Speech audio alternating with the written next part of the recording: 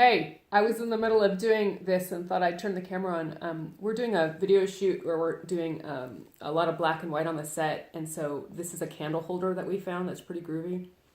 And we have a zebra pattern in the set, so we're actually pouring this to look to match that pattern.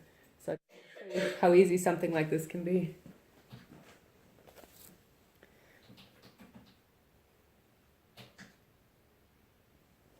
Just layering it back and forth and kind of letting it naturally settle, and it's kind of doing it without me having to do much of anything special.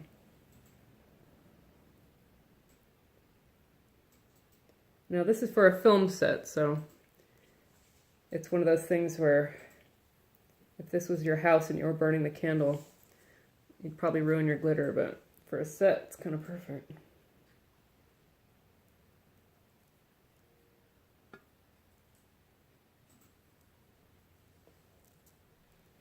I'm alternating between fine white and, let's see, it must be Fat Flakes in the black. And these are both craft glitters. They're not very heat resistant. So again, good for film set type stuff. There you go. I'm going to turn it for you so you can see. The zebra candle holder. Pretty easy. Okay.